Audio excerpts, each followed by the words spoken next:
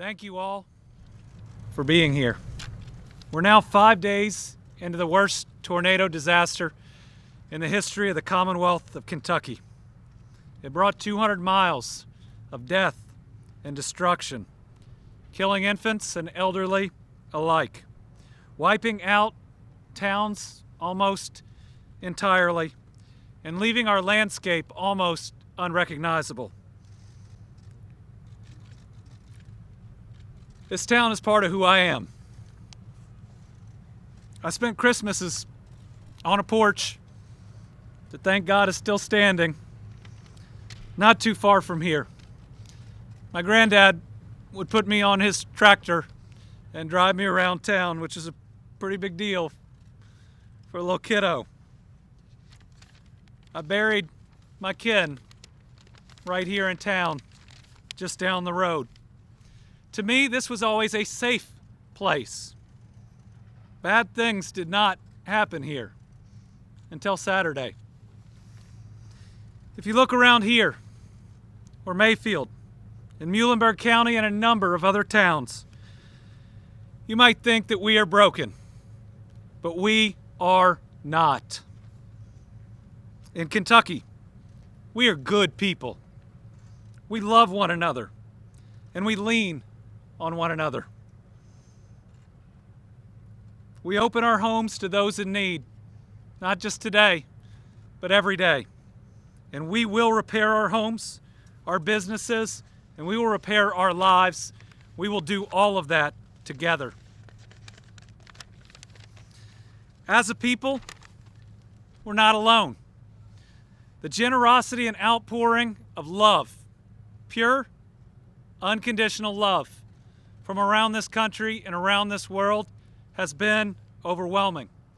Millions of dollars and more water, diapers, sweatshirts, household goods than we could ever count have poured in. As a state, we are also not alone.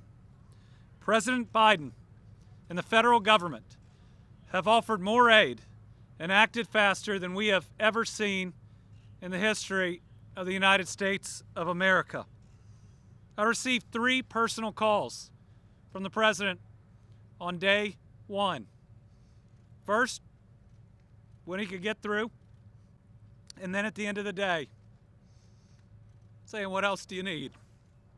We got an immediate disaster declaration, which doesn't happen. And just, I think on the same day, not even a full day later, a major disaster declaration. And you know what?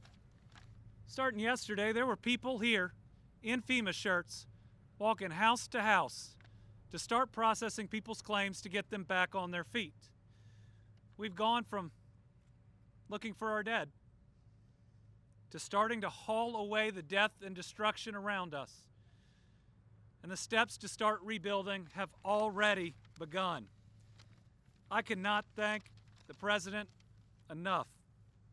And I know our federal delegation feels the same way. They have been hugely supportive. Thank you, Congressman Comer, for being strong for this community and for pushing for everything we need in Washington, D.C. You've been a wonderful partner. I hope the people of Kentucky know that I care deeply about them, and the president does too. He's here in Dawson Springs, Kentucky, because we're hurting. I am so thankful for the full, unwavering support of our federal delegation.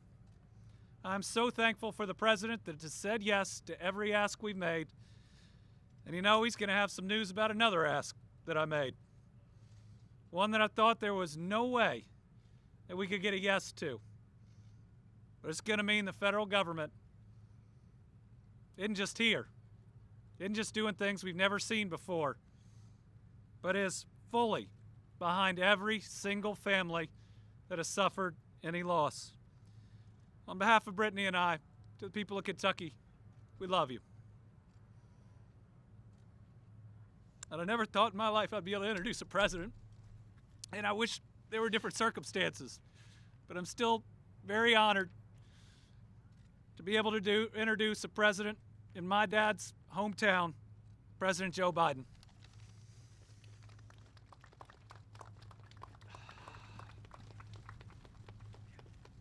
Gov, thank you. I want to introduce you a new friend of mine.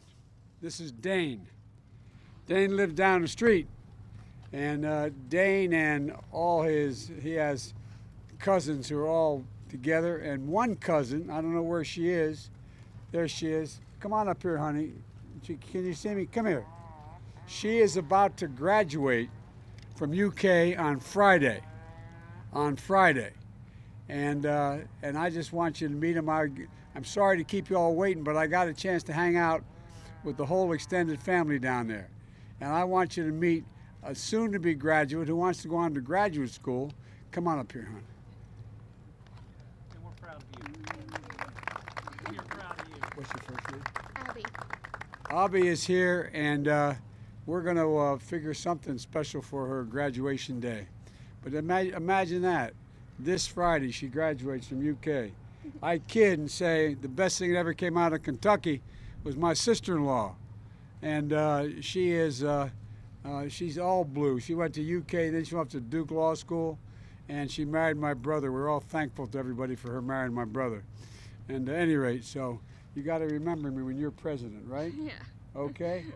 Thank you. I just want you to meet the folks I was just hanging with. Thank you, honey. Thank you. Andy, thank you, Gov, for the introduction. Your forbearance is commendable. This has to be an emotional moment for you, the family, for the congressman, for all of you congressmen. Thanks for the passport into your district. Appreciate it. And I want to also thank everyone here that took the time to be here. And one of the things, back in the 1900s, Dawson Springs was a place where people came to be healed because of the mineral waters. Literally, it was a place you came to heal. Now it's our turn to help the entire town to heal. You know, I granted the request for the first emergency declaration and major disaster declaration the moment I received it, because I got to know the governor's father, and I knew nothing would come that wasn't real. I mean it, for real. And yesterday I also approved an emergency declaration for the state of Illinois and Tennessee.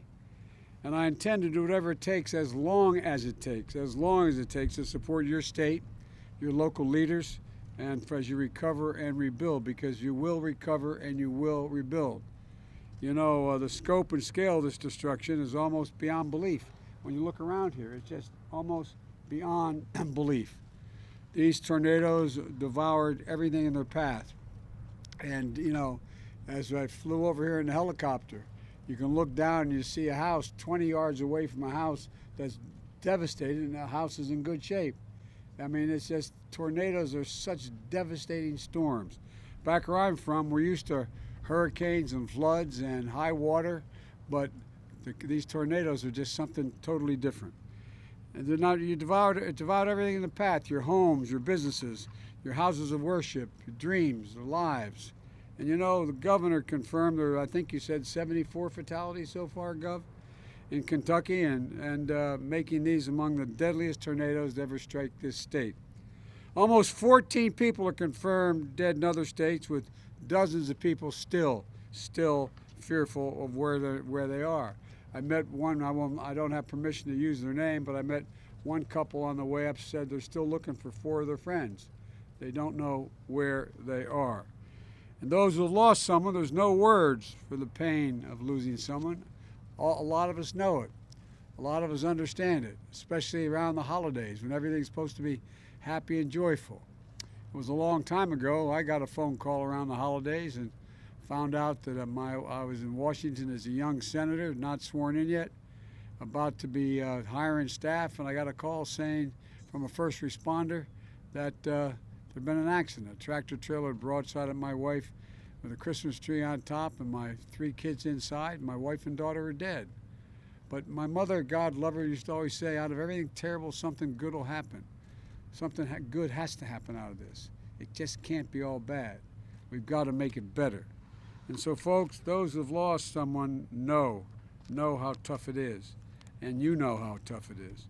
You know, in Mayfield, just hours before the storm, we just came from Mayfield, the Gibson Pharmacy had been full of families with children waiting to meet Santa.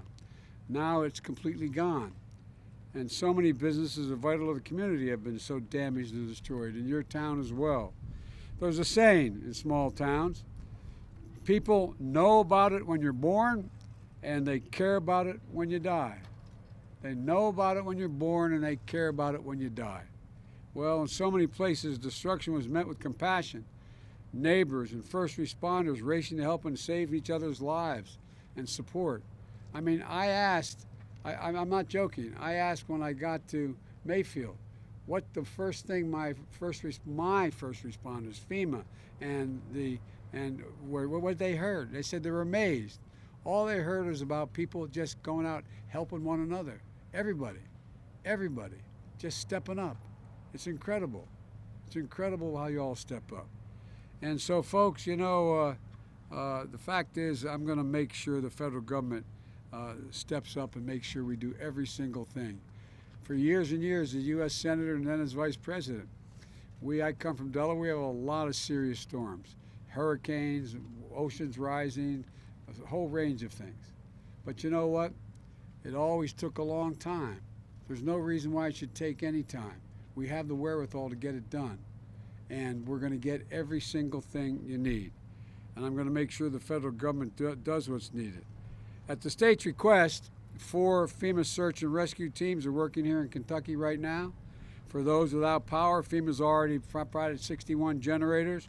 The Army Corps of Engineers has a temporary power install teams ready to assist if needed. And we provided critical supplies thus far, and a lot more to come. 144,000 liters of drinking water, 24,000 meals, 74,000. And look, thousands of cots and blankets. There are seven shelters open in Kentucky, which are now taking care of 300 occupants, but a lot more is going to occur. Of course, housing is a key. Because of COVID, we want to make sure people are out of those shelters as quickly as they can because of COVID, and ultimately we want to start to provide some certainty for people. I've been involved in responding to a lot of disasters, and you can see it in people's faces. What they're really looking for, and look around, I say to the press, what they're looking for is just to be able to put their head down on a pillow, be able to close their eyes, take a deep breath, go to sleep, and make sure their kids are okay. That's what people are looking for right now. But a lot of hard work is going to happen in the next 2 and 3 months to bring it all the way back. And so, folks, the governor, I want to provide you the certainty as well. I just approved the request that I wasn't sure I had the authority to do, but it turns out I do. The government's going to cover 100% of the cost. 100% of the cost for the first 30 days for all the emergency work, from clearing everything to every single cost the federal government's going to take care of. And it includes debris removal, cost of overtime and law enforcement, emergency service personnel, and shelter. And that'll get you through. And by the way, I want to thank your wife. She started a toy drive for this part of the state to make sure, how many, come here. I'm taking credit for something I had nothing to do with. How could you? But tell them what you got so far. Well, as of this morning, we think that we have around 20,000 gifts donated, and we've got 3 more days to go. 20,000 gifts, so no kid's going to go to sleep wherever they get to sleep tonight without a gift. God love you. And look, we also need to recognize that people have suffered mental and emotional injuries. The cost of this sometimes are unseen and unknown. People talk about post-traumatic stress in the battlefield as I travel through Afghanistan and Iraq. Well, guess what? There's a lot of post-traumatic stress that comes from lying in your house and all of a sudden the roof goes blowing off and you wonder whether your kids are around. I really mean it. So, where the shock of losing a home and a business, the grief of losing someone, it's happening right before the holidays, I said, and we're going to make sure that you have all the help you need, including the kind of mental help that's needed to help people through difficult times. And folks, the FEMA has opened mobile disaster recovery centers in Mayfield and in Dawson Springs, and it has disaster survivor assistance teams on the ground here in Kentucky to help people register for assistance. As I said when I talked to the governor, not only that we're going to get what you need, we're going to make sure you know everything's available, because you don't always know all that is available. And that's what we're going to do. And folks, you know, if you live in affected areas, which all of you are standing here watching me do, you know, you visit disasterassistance.gov, disasterassistance.gov, or call 1-800-621-FEMA.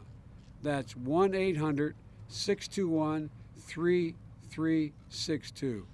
I promise you, you're going to heal, we're going to recover, you're going to rebuild, you're going to be stronger than you were before. We're going to build back better than it was. And when I come back, I got one beautiful lady and her husband promised me a meal.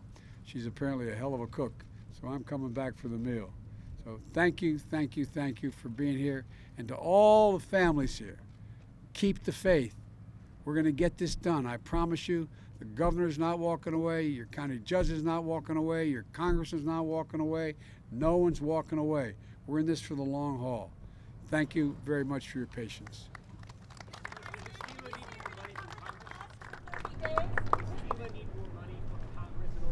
Not now. We don't need it yet. We don't need it now. You know, there has been, because of weather disasters, just this year, over $99 billion in losses. $99 billion in losses. And as I flew over, I was telling folks here, as I was out with the governor of California and Idaho and other states, as you fly over those territories for the better part of an hour, looking down, every single solitary thing is leveled because of the fires. Nothing there. The forest, the homes, the businesses. And guess what? So much area has burned this year because of weather and climate changes that is larger than the entire state of New Jersey. The entire state of New Jersey. That's how much land has been burned to the ground. So we got a lot to do. We got a lot to do, but the American people are ready to do it. This is the United States of America. There's not a darn thing we can't do. Thank you.